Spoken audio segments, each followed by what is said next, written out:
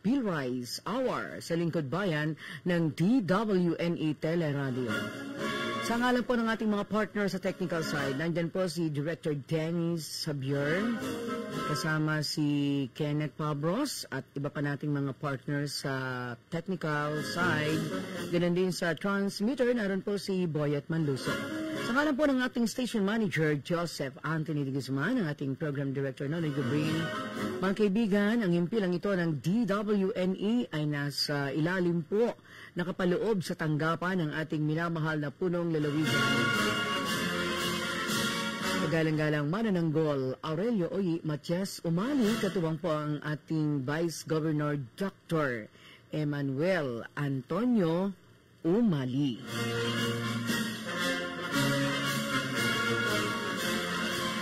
Siyempre, ang ating unang ginang na naglingkod ng matagal na panahon bilang kongresista sa ikatlong distrito ng ating lalawigang Nueva Ecija. At sila rin po ang kauna-unahang gobernadora natin, Lady Governor sa Nueva Ecija. Wala pong iba kundi si Ma'am Cherry Domingo Umali.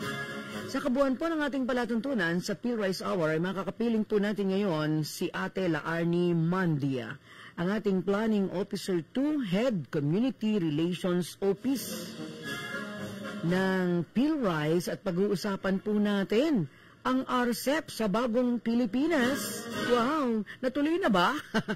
Alamin po natin. Dahil yung mga talakayin na yan, nabitin tayo ng mga nakaraang pagkakataon.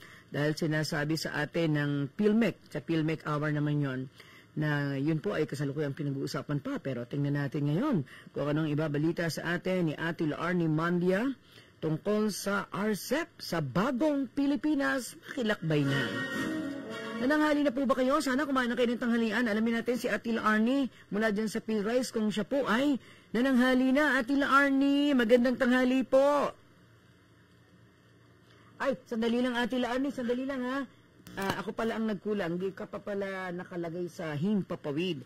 O sige, naglalakbay na ang ating mga tinig sa Himpapawid. Ate Laarni, bumati ka na po. Magandang tanghali po sa lahat ng nakikinig sa programa ngayon ni Ate Mel Seriaco. Oy, teka muna, kukorek lang kita. Pag programa natin iri ang pamagat ni Rie, PhilRise Hour. Teka muna. N.E. Hindi. Opo. Dapat kabisado natin ha. PhilRise Hour sa Lingkod Bayan program ng DWNE Teleradio. Alam niyo kasi yung mga programa natin, nakapaloob yan sa Lingkod Bayan. Kaya napakaganda naman ang ginagawang paglilingkod bayan ng mga taga PhilRise. Ang tanggapang minsay pinangarap pong pagtrabahuhan. Hindi mo na po ba pangarap ngayon, Ate Mel? Kaya lang I'm too old. Oh no! Sa paglilingkod, walang too old. Hindi bale, para na rin ako nagtatrabaho dyan kasi kaugnay namin kayo dyan every Tuesday. Yes. Kaya parang nabubugahan nyo kami ng inyong katalinuhan dyan sa Maayos PhilRise. na pagbuga po ba? Ayan. Oo, buhay na buga. Oo, teka muna Aten ha, hindi ko alam, ilang beses na ba tayo nagniig dito o this is the first time? This is the first time, Ate Mel. Ay, talaga ba? Sige, pagka first time medyo may ilan tayong paglilinaw sa iyong background para naman makilala ka namin ng gusto. Ikaw ba Ateng, taga saan talaga ha? Ako po ay mula sa bayan ng Talavera, Nueva Ecija. Ngunit ang aking pong unang hanap buhay, of course, dito na po sa PhilRise. Ay, yan ang first job mo?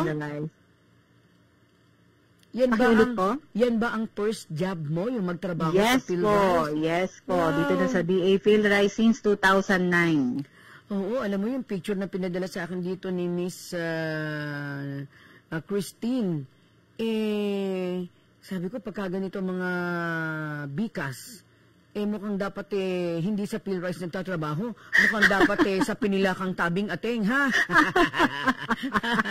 Hindi po hindi po ikinaloob ng Panginoon. Ako po ay nakatadhanang maglingkod sa ating mga magsasaka, sa ating mga kapalay. Hayaan mo na. Kasi at least yung mga magsasaka, maghapong nakabilad dyan. Pagpunta ng PhilRise, yung matanaw sila na kagandahan ay malaking kaginawahan sa kanilang kalooban yun, ha? Yes, tama, Ate Mel. Ikaw ba yung mga ilang taon na ngayon? Ay, kailangan kong sabihin ang aking edad. Kasama sa ano yan eh, kasama sa background information. Sa kasalukuyan po, ako po ay 37 taong gulang. Oo. Married. Oo. At meron pong 2 anak na lalaki. Isang 12 anyos at isang 4 na taong gulang. Mga bata pa ano ha? Yes Oo, po. palagay ko, walaan ko si Mister. Kung agriculturist din siya, nandyan din siya. Businessman po si Mr. Businessman pala. But anyway, how long you been at PhilRice? Kung ikaw yan ang iyong first job. So, since 2009 po ay nasa 15 years na po akong naglilingkod sa DA PhilRice. Oo, at ikaw ang sabi rito ay planning officer too. So, ibig sabihin napakahalaga ng iyong papel. Taga-plano ka kung anong gagawin ng PhilRice ha. Opo, bago po ako napunta sa Community Relations Office, ako po ay napunta sa opisina ng Corporate Services Division or yung mga planning officers ng DA PhilRice. So dahil nagkakaroon po ng mga changes sa management ng DA PhilRice, ina-ID nila yung may mga potential to lead the Community Relations Office. So isa po ako sa mapalad na napili ng management. So bali yung Community Relations Office ng PhilRice, sinong mga kasama mo dyan? Baka may mga kilala akong nandyan. Kilala niyo po si Sir Jonathan Cabral? Hindi masyadong stranger sa aking tainga ang kanyang pangalan. Actually, Ate Mel, nakita na tayo sa Rice Park launching. Ay, sabi ko na nga ba itatanong ko na nga yun ang takang isusunod ko pa nga Kiwanian ka ba? Kiwanis ka ba? Ay, hindi po ako member ng Kiwanis. Ay, pero nakita po tayo sa Rice Park launching. So, kung napansin niyo po yung mataas na babaeng palakad-lakad during the program, ako po yun. Oo naman, kaya nga sabi ko kung itatanong ko kung nagkita na ba tayo, nagkita na ba tayo dun sa ano na yon, sa okasyon na yun. Nagkita po tayo, pero wala pong chance na nagkausap tayo at masyado pong busy yung mga oras na yun. Oo nga, But anyway, nakakatuwa naman, ang PhilRice talaga ay naglalaan ng oras dito sa PhilRice Hour natin. At ang nakakatuwa, pati kami natututo talaga napaka parang yung pagpapadala ng mga lecturer, ng mga speaker dito sa ating program, although we are not doing face-to-face, pero napakalinaw naman ng ating komunikasyon na ginagamit. Actually, dumarating ka rito ng 5x5, parang Harry ka lang sa tabi ko. Ating Arnie, It's a pleasure to share po, yung mga knowledge, yung products and services na meron kami dito sa DA PhilRice. Oo. At alam mo, ang maganda ay binibigyan ng pagkakataon na matalakay dito sa ating program kung saan nadidinig tayo sa radio, sa mainstream radio natin. Magbukas lang kayo dyan ng 900 kHz AM. Malinaw tayong mamamonitor. Tapos, kung meron kayo dyang Sky Cable Channel 47 and 66 sa ating lalawigan, ay pwede pong mapanood ninyo kami ni Ate Arnie. And besides, ang maganda ay napapanood tayo sa buong mundo, ating. Ako naman, mapagtawag lang ako ng ating, pero kalahati lang ng edad ko. Yung edad mo. Yes, I agree. Oo. You are only 37, I am 61, di ba? Parang anak na nga lang kita, di ba? Magtita na lang po, wag naman anak. Oo. Ayoko naman ng tita, matanda din yun. Di, mag-ate. Mag-ate, magkapatid. Sige po. Relax ka na, ha? Okay Alam po. mo, itong programa natin, hindi ito nakakatakot, hindi dapat kabahan, kundi tayo ay nagkukwento ng katunayan kung may kape ka dyan mag-inuman tayo ng kape. Kape mo, kape ko. Kape mo at may kape ako. Magkapihan tayo, Ate Mel. Tama. Samantala po sabi dito sa ating lektura ni Ate Christine Nicolas, sabi niya, skip muna tayo sa mga paksa tungkol sa pamamahala ng tubig peste o sustansya ng palay dahil papalapit na po ang wet season. Actually, nararamdaman na natin to. At itong wet season, lakbay palay ng DA PhilRice. Markahan po sa inyong kalendaryo. Setyembre na po iyan, mga kapalay. Naku, malalaman natin yan mamaya. Ang lakbay palay na kilala rin bilang Farmers Field Day ay ginaganap 2 beses kada taon, tuwing dry at wet season. Sa event na ito, magkakaroon po ng pagkakataon ang ating mga magsasaka na maglakbay sa mga bukiri ng PhilRice at masaksihan ang iba't ibang technology demonstration. At syempre, kasama na rin ang pagkakataong mag-enjoy. Nako, mukhang hindi pa man masaya na talaga. Kaya, tara na po, sabay-sabay tayo mag-inspire ng mga teknolohiyang magpapataas ng ani at kita ng ating mga magsasaka. Handa ka na ba, Ate Arnie, sa ating tanungan? Handa na, Ate Mel. Teka muna, ano birthday mo? Kasama yan. Ano? December 22 po. Ayun. Kaya naman pala. Pero ano ka ba? Ano ba yung iyong zodiac sign? Capricorn. Kaya sabi ni Ate Arnie, akala ko ba Miss ni Christine, PhilRice ang pag-uusapan namin. Bakit family background o kaya at personal background? Hindi nga ako na-inform, Ate Mel. Hindi. Sarili ko lang pamamaraan yan. Pagka mga bago. Kita mo, hindi pa man ngumingiti ka na, di ba? At least, isang tanong pa, kumain ka na ba ng tanghalian? Tatapusin muna natin ang ating talakayan bago ako kumain. Ako kasi, naging panata na ng buhay ko na alas 11 pa lang kumakain ako. Wow. Para, hindi kasi pagkayari mo, magbe-break lang ako, diretso na uli, 1 o'clock na, program pa uli. Baka hindi na po kayo nagbe-breakfast. Brunch na po, breakfast and lunch hindi na. Hindi naman, kasi meron ako mga maintenance Sabi ng bilhin ng doktor, Ateng, sabi ng doktor, wag mong iinumin to pag walang lamang bigas ang iyong tiyan. Kaya, nako, sarap-sarap po ng aking ulam ngayon. Yung sayoting ginisa, ano ba yan? Talbos ng sayoting may kabute at saka po with matching pritong dalagang bukid. Say nyo, diba? Sayote tops? Oo, sayote tops, may kabute, may bayabas. Pagkatapos ay may pritong dalagang bukid. Sino hindi makakagusto dyan? Kaya lang, hindi ko naubos yung isang order na kanin. Konti lang. Pwedeng meriendahin mamaya, Ate Mel. Kaya nga. Ito na po, Ate Arnie. Noong Marso, tinilakay natin ang temang lakbay palay sa bagong Pilipinas. Ano naman ngayon ang tema sa season na ito? At maaari ba tayong magbahagi ng kaunting idea tungkol dito, Ate Arnie? Nasa iyong pagkakataon. Okay, so ulitin po natin magandang tanghali po muli sa ating mga tagapakinig ngayon. Hindi pa napapabati kasi. Para sa PhilRice Hour, Lingkod Bayan, DWNE. Ikorek ko na, Ate Mel, para sa susunod, di na ako magkakamali. Sige nga, sabihin mo nga, bibigyan kita ng 100 peso load muna. Pag naitama mo yung pamagat, go! Ang pamagat po ng ating programa ngayon ay PhilRice Hour, Lingkod Bayan, DWNE. May kulang pa rin. Ganito, tama. Wala kang 100. 50 pesos na lang po, hindi na 100. PhilRice Hour sa Lingkod Bayan program ng DWNE Teleradio. Tandaan mo yan, para pagka sa susunod, 200 na yung paano mo. Ipapremyo ko sa'yo. Naku, dapat pala isinulat ko, Ate Mel. Hindi, balikan mo PhilRice Hour sa DWNE Teleradio. Ay, hindi sa pala, mali pala. Mali. Teleradio. Hindi ganun. PhilRice Hour sa Lingkod Bayan program ng DWNE Teleradio. Yun. Okay. Sige. PhilRice Hour sa Lingkod Bayan program ng DWNE Teleradio. Ayun. Dahil inulit mo Ate lang... Mel, sa susunod, mag-guest na ako ng live sa'yo, Correct. Sige, mas mabuti. Dahil inulit mo lang yung tamang sagot, 50 load mo. Pwede na po yan. Pang 3 days na po yan. Okay.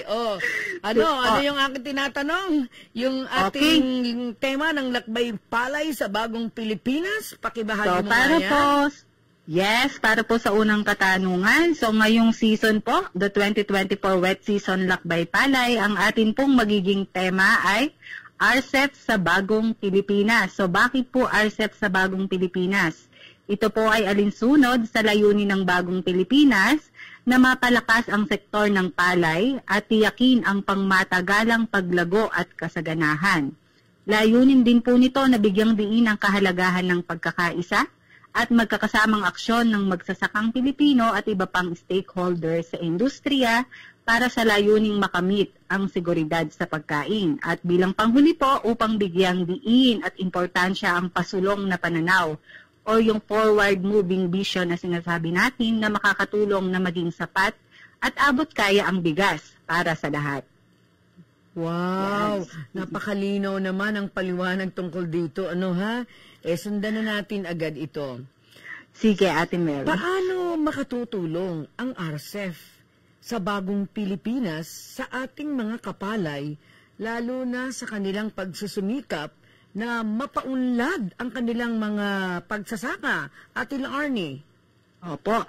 So, syempre po, katuwang po ang Departamento ng Agrikultura at mga ahensya nito na nagpapatupad ng Rice Competitiveness Enhancement Fund Program, kagaya ng DA PhilRice, sa layuning maibigay ang nararapat na suporta sa mga magsasakang Pilipino, at isa po ang lakbay palay sa mga avenue para maipakita sa ating magsasaka ang suporta sa pamamagitan ng mga pagpapakita o demonstrasyon ng mga makabagong pamamaraan sa pagsasaka at maibahagi sa kanila ang mahahalagang impormasyon na makakatulong mapataas ang kanilang ani at kita.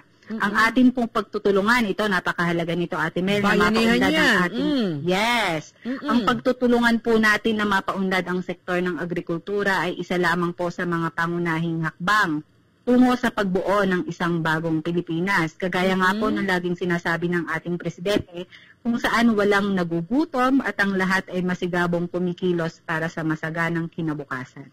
Yun. Sa ngayon ba, sa iyong pagtutok dito sa RCEP sa bagong Pilipinas na ito, ano yung nakikita mo na nandun nakapaloob sa term na tulungan o bayanihan para ito ay may maibungang maganda sa ating lipunan, Atila Arnie? Ate Mel, isa sa mga ginagawa talaga ng RCEP program, yung mga libreng pamamahagi ng binhi. Napakadami na rin po nating natulungan ng mga farmer cooperatives sa iba't ibang rehiyon ng bansa. So sa pamamagitan po ng RCEP, hindi lamang po sa pamamagitan ng pamamahagi ng binhi, nakakatulong din tayo sa mga training sa pamamagitan ng extension program ni RCEP. So marami po tayo mga pagsasanay na ginagawa. Hindi lamang ng PhilRice, katuwang natin syempre ang ATI at TESDA para sa mga pagsasanay na ito na ibinibigay natin sa ating mga magsasaka o yung mga tinatawag na mga trainers. So hindi lamang po PhilRice, inuulit ko. So bida ang sama-sama, sabi nga po natin. May tulungan po at pagkakait ang bawat ahensya ng ating gobyerno. Tama yun. Pero pumost lang muna tayo sa ating tinatalakay. Gusto ko lang makabalita, Atila Arnie, kung natapos na ba yung hearing sa pinag-uusapang pangalawang batch ng RCEP program? Ate Mel, to be honest, hindi ko maibibigay yung eksaktong sagot, Pero sa ngayon, positive po kami na magkakaroon ng panibagong yugto itong ating RCEP program. Sa makatuwid po, sa ngayon ay may mga instruction na rin na binibigay sa mga ahensya na maghanda na ng kanilang mga plano para sa phase 2 or sa susunod na yugto nitong RCEP program. Pero sa tingin ko, ang makakapagbigay po ng tamang impormasyon nito, once na lumabas na po or approved na talaga itong ating phase 2 ng RCEP program ay yung mga nasa hinauukulan na. So sa ngayon po, positive tayo sa bagay na yan. So maganda po ang nagawa ng RCEP program, kaya nakikita naman po namin na magpapatuloy ito. Sa ngayon sa iyong balibalita, follow-up lang ito at dito ko natatapusin ito.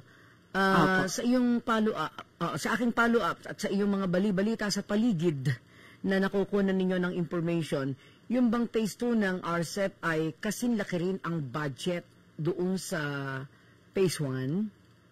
Ate Mel, hindi lang singlaki, doble pa. Talaga ba?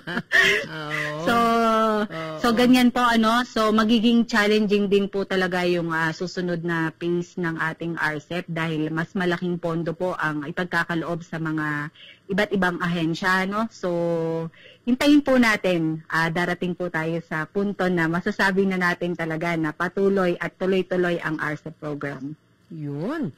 Sige, ako umaasa ako sa PhilRice, sa PhilMec, sa mga makatotohanang yugto ng mga balita hinggil sa katuparan ng muling implementasyon ng RCEP Phase 2.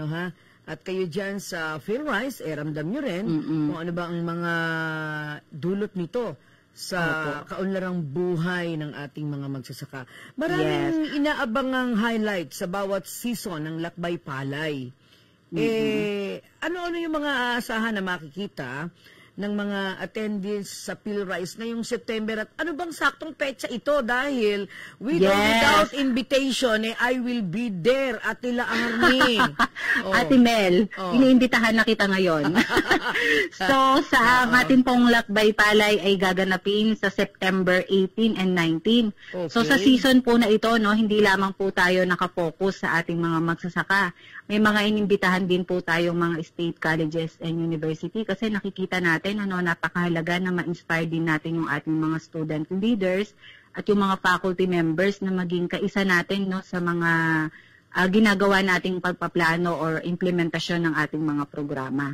So para sa season po na ito, bukod po sa mga field tour or demonstrasyon ng mga makabagong teknolohiya sa pagsasaka, meron din tayong mga technology exhibit na kung saan naimbitahan din natin ng mga ahensya kagaya ng PhilMec, PCC, BOST, and DTI para maipakita rin at ma-showcase sa ating mga kalahok yung mga technologies, programs, and services na meron sila. Sa panahon ba na yun, Ate Arnie, na September 19 and 20? 18-19, Ate Mel. 18-19, o tama, 18, available ako ha, 19 hindi. Yes. Ay may mga nakatanim pa na palay na hindi pa inaani diyan sa PhilRise? Ay, opo, Ate Mel. Actually, sadya po talaga na every Lakbay Palay namin, sinasadya namin na may makikita pa yung ating mga participants na nakatanim sa ating bukid. So, meron pa pong makikita. At ang kagandahan po, ibabalita ko na rin, nag-confirm po ang ating DA Secretary na maging guest speaker sa day 1. Saktong-sakto yung pag-attend mo, Ate Mel. Gustong-gusto ko September nga ng ang kanyang face value. Yes. Siya po ay, tayo po ay napaunlakan ng ating DA Secretary, Francisco Laurel Chu Jr. na maging guest speaker sa ating Day 1 ng Lakbay Palay. So, makikita rin po natin during the program yung mga programs and services talaga ni DA PhilRise. Kasi from the previous Lakbay Palay, since ini-engage na natin ng mga students, talagang gusto nilang maging aware sa mga programs and services ni DA PhilRise. Of course, hindi mawawala yung kwentong magsasaka ng ating RCEP program. So, yung mga success stories natin sa under the RCEP program. Uy, ibig mong sabihin, Ate Arnie, si DA Secretary Francisco Laurel Jr. ay sasakay sa bleacher at titignan talaga yung mga palay dyan na ginamitan ng different technologies. Yes, Ate Mel. At syempre dahil sasakay si Secretary, makakasama niyo po siya. Papunta sa field, magkakaroon po ng field tour. Syempre, gusto rin po namin ipakita kay Secretary yung mga demo na meron kami dito sa DA PhilRise. Ano na ba yung mga bago talaga dito sa DA PhilRise? So para mas magkaroon po tayo ng deeper appreciation din sa ginagawa ng PhilRise at sa mga technologies na meron kami dito sa DA PhilRise. Sa kaya ako sa araw-araw na ginawa ng Diyos sa buhay ko ngayon pag ako pumapasok, dumadaan ako sa aliw at sa gusto ko sa mga palayan yung mga highway na may mga tanim na palay. Nakikita ko yun. Kapag siguro ka ako yung farmer, medyo kinakapos ng puhunan.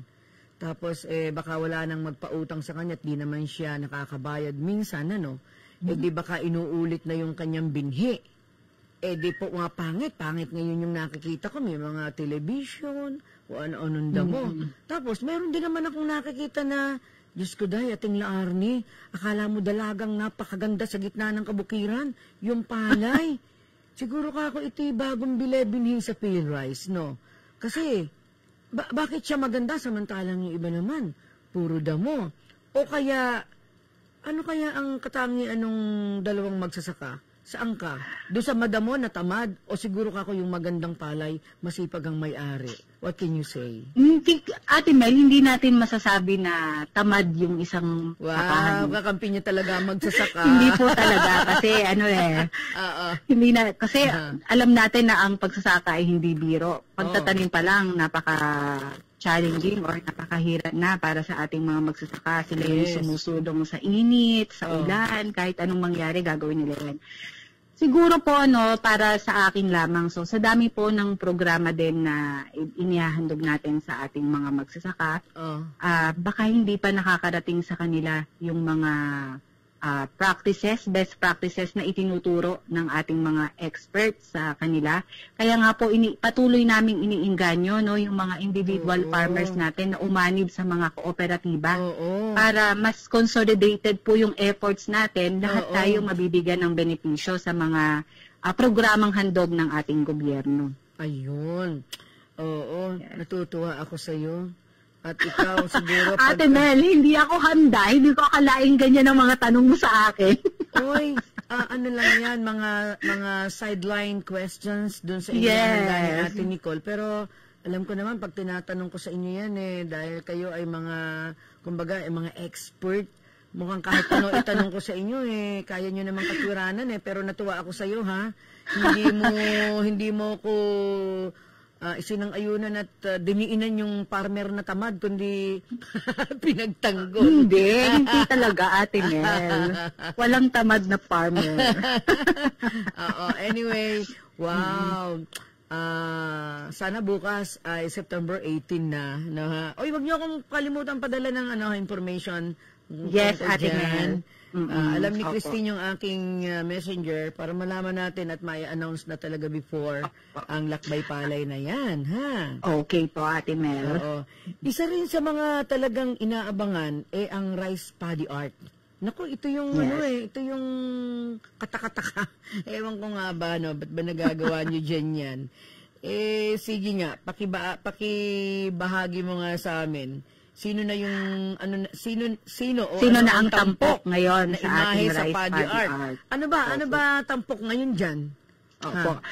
Ate Mel, kung maaalala mo, rice park launching din natin. Sinabayan natin ng pagtatanim sa rice paddy art. Hindi nga ba, yun ang una naming kinuna ng ng video yung nagtatanim ng paddy art.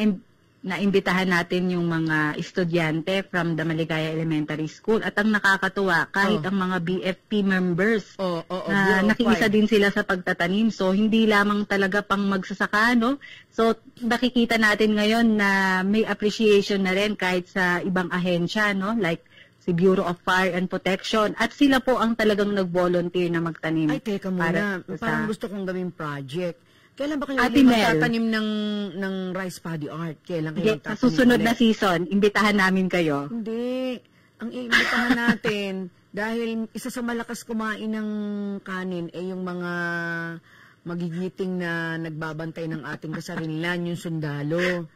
Natin mga soldiers. Isasuggest ko sana na sila ang magtanim para maranasan nila na ganun yung hirap ng magsasaka. Diba? Tama po yan, Mel. Ilan ba ang kailangan na si Jollibee? Ilan ba ang kailangan na magtanim sa rice paddy art? Every season po, ang mga naiimbitahan namin na manananim sa rice paddy art ay nasa 80 to 100 katao. Naku, napakadali lang yan. Yes, kasama na po doon yung mga guide. Bukod po kasi sa nagtatanim, kailangan din ng guide kasi may sinusunod po tayong pattern. Naku, pakasabi mo naman kay Kuya John, the Executive Director, na isa sa mga suggestion ay sundalo ang magtanim na naka-uniforme. Yes. Wow, what a nice. Anyway. Sige, Ate Mel, gagawin namin yan. Oo, kahit ako na mag-imbita sa mga sundalo. Pagpapatulong kami sa'yo, Ate Mel. Sige, tatandaan ko po. Naku, correct. Napakaganda niyan. O, sino na yung tampok na ilahi sa paddy art? Yes, so for our rice paddy art, ang ating pong tampok ngayon, syempre, ang ating 2-time Olympic gold medalist at Filipino pride gymnast, si Carlos Yulo. So saktong-sakto ko, very timely yung pagkapanalo ni Kaloy, kaya siya yung talagang napili ng aming management na ilagay sa ating rice paddy art. Syempre, ang pagkapanalo po ni Kaloy ng gintong medalya ay nagbigay ng malaking karangalan sa buong Pilipinas. Kaya dapat lamang po, na wala nang questions, no questions na dapat siya yung ilagay sa rice paddy art. So patunay lamang. Makikita ba niya yan ni Kaloy? Actually po, yung mga naipopost na mga pictures, naitatag naman po si Carlos Yulo. So hopefully by now, nakikita na po niya ito. So hoping din po kami na mapagbigyan kami or isang araw, mapaunlakan din yan na makarating dito sa DA PhilRice at makapagpa-picture siya mismo doon sa imahe ng Rice Body Art. Yung mukha ba niya ang idinrawing dyan? Yung mukha niya? Yes, mukha po niya at may kasamang yung ating pong logo ng Olympic ring. Nakalagay din po doon. Sinama niyo si Chloe. Baka mabash kami, Ate Mel. The most controversial. Pero alam ni Kaloyulo na siya yung imahe ng PhilRice. Nung ginawa po namin yung plan to feature Carlos Yulo, hindi po siya talaga pa-aware that time kasi nasa Paris pa siya. So ngayon po ang ginagawa namin to inform Carlos Yulo din yung kapag may mga pictures na, especially yung mga visitors na pumupunta dito sa PhilRice, talagang sinasadya nila yung ating body art. Itinatag po si Carlos Yulo doon sa mga pictures na yon. At Arnie, yung ginagamit na palay, di ba palay din yung kung paano idinrawing, pati yung mata, yung kila, yung ilong, yung bibig. Opo, diba palay may ibang variety po ng palay na ginagamit, yung tinatawag po na purple rice. So, opo. Di ba ang itinatanim punla pa lang? Paano nape-perfect yung body art? Nagpupunla po muna tayo, Ate Mel. So, pag ready na po, saka po tayo nag-i-schedule ng planting. Ang ganda, no? Kasi may bilang Tayo yung number, ganun nadinig yes. sa mic Hindi po pwedeng magkamali ng bilang kasi once na may magkamali po doon sa pattern or doon sa pagtatanim, pwedeng maiba yung picture, like pwedeng mangiwi yung ating image or pumalun yung letters, so ganun. Kaya napaka, medyo, kumbaga sa yung director perfectionist po talaga. Napanood ko yan kasabay nung ating activity doon sa nang pamagat yun, yung Rice Spark program. Rice Park. Spark program, no ha? Opo. So anyway, yung rice paddy na yon, nakikita na ba ngayon ang mukha ni Carlos Yulo? Nakikita visible na po ang mukha ni Carlos Yulo sa ating rice paddy art. So sa makatuwid nga, napakadami na ring nagpupunta dito sa DA PhilRice para lang din po makapagpa-picture doon sa rice paddy art kasi makikita na po talaga at mare-recognize na yung mukha ni Carlos Yulo. Ano ba kinuha niyo sa ano ba yung picture na ginaya niyo? Nakangiti na nakalabas ang ngipin niya o basta yung pure lang na mukha po ni Carlos Yulo na may name niya and then yung Olympic Games. May pangalan ding nakalagay doon. Yes, Kaloy Yulo actually ang nakalagay po. Kaloy Yulo sa pamamagitan ng tundos ng palay, yung pagkakasulat ng Kaloy Yulo. Ate Mel. Kagaling-galing talaga ng mga taga PhilRice. Kaya pag tumitingin ako sa bubong ng PhilRice, sabi ko, wala ka akong bobong tao dyan Pero puro ka ako matatalino. Ate Mel, nakaka-pressure naman. Puro ka ako matatalino nandyan mga ganon. Kasi nung araw, nung medyo bata-bata pa ako nun pag nadadaan ako sa atip ng PhilRice, si Director Obian pa nandyan nun yung kauna-una na director. Kaya ang alam ko lahat ng director maitim Hindi naman pala. Ay, hindi naman, Ate Mel. Diyan ka nagkakamali. Oo. Kaya lang, sabi ko, lahat pala mga direktor hindi mapuputi. Kaya lang, nakakahanga din naman ng katangian ni Director Obien, di ba? Nung kasing araw, ganito ganyan. Nakakakwentuhan kong ganyan si Director Obien sa radyo. Kaya, napakasarap din ng feelings ng isang anchor like me because being well-informed, I learn a lot from those people na talagang may kaangkinan, sa mga katalinuhang taglay, lalo sa agrikultura. Anyway, ikaw, maniniwala po ba kayo, Ate Mel, na magpasa hanggang ngayon, napaka-active pa rin ni Sir Obien? Lahat ng mga programa ng PhilRice, saan mang branch stations ng PhilRice, pag may pagkakataon siya, ay pinupuntahan pa rin niya hanggang ngayon. Minsan nga, parang nakita ko sa CLSU, kaya lang, sa LSU. Hindi si LSU yun. Parang sa PhilMec Isang programa na medyo malayo kasi sa akin Hindi ko siya malapitan dahil nga katabi niya yung mga VIP. Hanggang sa nawala na siya sa paningin ko. Ate Mel, baka makita kayo ngayong Lakbay Palay. Inimbitahan din namin si Sir Obien. Wow, naku. Ibablock ko na yung pecha na yun at wala akong ibang tatanggapin kundi yung Lakbay Palay, no ha?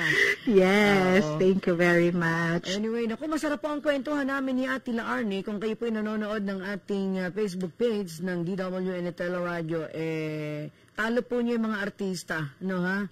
Yan ba yung yan ba yung natural na lahi nyo o pinaglihi ka lang sa maganda?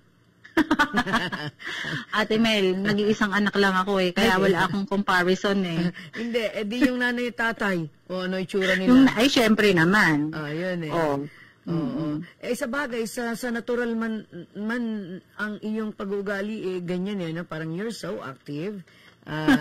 Nakangiti po habang nagsasalita. Yun. Anyway, para sa mga interesadong makasaksi ng Farmers Field Day, ngunit nasa malalayong lugar, ano ang mga alternatibong paraan, Ate Laarni, para sila ay makibahagi dito? Sige nga. Opo. Ate Mel, sa totoo lang, napakarami pa namin na-accommodate na participants ngayong season, kasi may limit lang din po ang ating venue for this kind of event. So, para po sa mga interesado pang makasaksi ng Lakbay Palay, ngunit madalayong lugar, maaari po itong mapanood ng live sa DA PhilRice Facebook page. So, mula September 18 and 19. So, mag-uumpisa po ang ating programa ng alas 6 ng umaga. So, makita nyo na po dyan yung mga demo farms na meron kami dito sa PhilRice. And then, the program proper po will start at 9 a.m. So, inaasahan pong matatapos ang programa bago magtanghali. At bago magprograma, magaganap na yung Lakbay Palay. Yes, yung field tour po. Exhibit and tour po. 6 a.m. to 8:45 a.m. po ang ating tour. Naku, advice namin, Ate Laarni, aga-agahan nyo padala ng invitation para makagayak yung aming, makagayak yung aming, kindly address, ite-text ko sa'yo, kindly address the letter to our station manager para makapaglaan kami ng mga camera namin. At nakikinig naman po si Miss Tin ngayon. Mag-uusap kami, Ate Mel, after this interview para mapadala na kayo agad ng invitation. Kindly address it to our station manager. I will give you his name para yung aming mga camera na so busy everyday ay mailaan dyan sa September 18. No, ha? Yes, Ate Mel. So, bilang pangwakas, mayroon ba akong nakalimutan na itanong sa iyo at impormasyong dapat mong sabihin? Go ahead.